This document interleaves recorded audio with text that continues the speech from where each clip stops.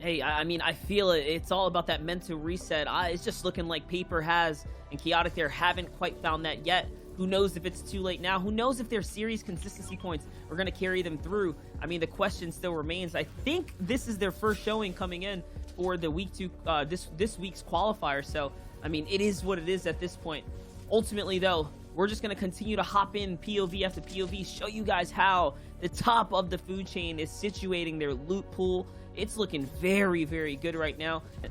I'm not judging them because the success is proving to, it's proving itself already. I think that's more of a playstyle choice as well. They go for high ground, and then Aspect getting in the box, though. He's not going for high ground here. He wants to get straight into Creo. This is not a team I expected to see here. We saw Bucky, Creo, and Kanata have a pretty rough day yesterday after being our week 1 qualifier winners. So they're having a rough kind of change, and they needed to fix something, and looks like Authority was the rotate path. I don't know about this choice. This is just running straight into a 3v3, and maybe they wanted the high ground positioning for tags, but they found themselves a pretty tough fight. Aspect, Zunis, and NPen have been doing really well in their early fights. We've seen them contested a few times, and I don't think we've seen them lose many times.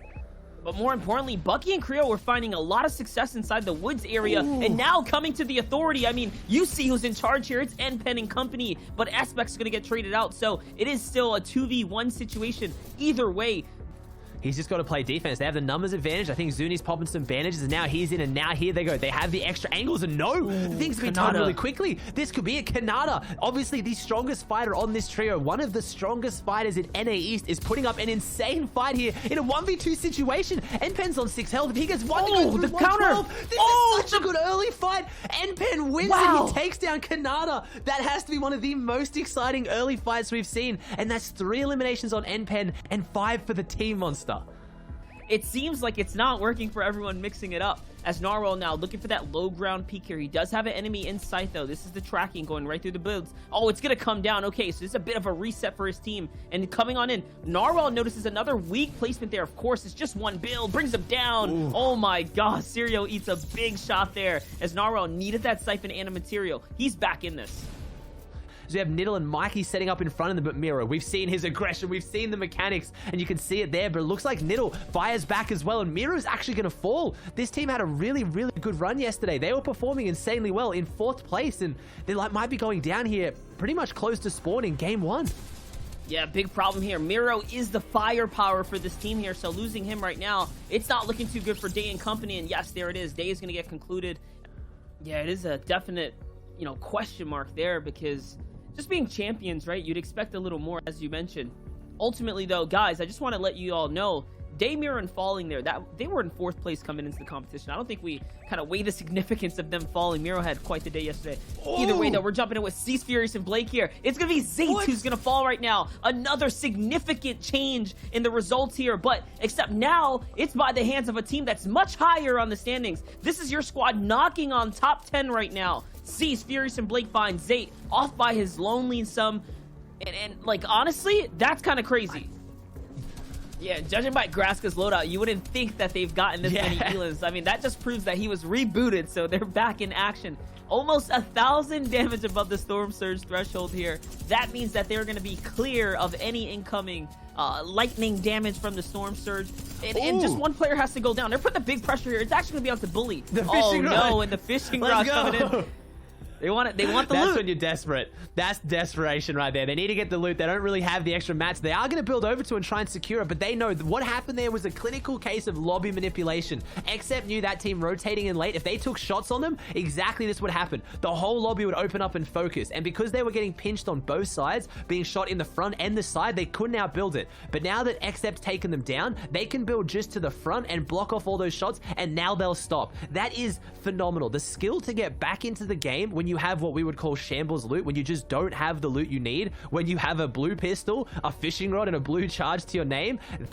I mean, sometimes you just gotta go along with the flow, and hey, he ended up with 6 peppers here, and it's going to be mobility they're not going to need, not necessarily right now, because half in, half out is going to land right on top of them. Ladies and gentlemen, that means the low ground warriors themselves end up in the low ground where they love to be, and more material. What they tend to do with this is they open wide. They open this big, basically casket, and if you decide to come down to low ground, they will put you down inside one of them. And I want to see if we can actually get this perspective as the game folds on. Are they going to stay down here? Are they going to push players off? And how effectively can they clear out players from their lair?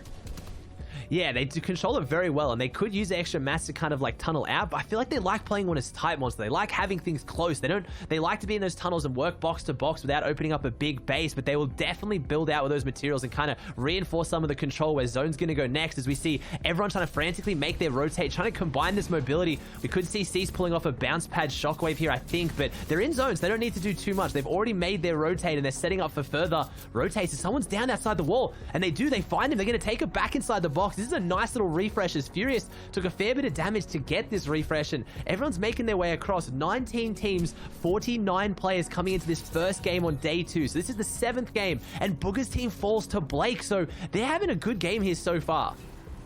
Yeah, definitely here, as they give that player the boots and grab all the Storm Surge they can here in the instance. They actually really needed that with only a single elimination. You know, you have to assume that their biggest issue was probably Storm Surge that might just be ringing in sometime soon. So what a come up for them. What a big situation for them to find themselves in with the down body. Right underneath them, though, Coop Chap and Who Fishy still alive. Narwhal still in this game as well with Zlem and Bank.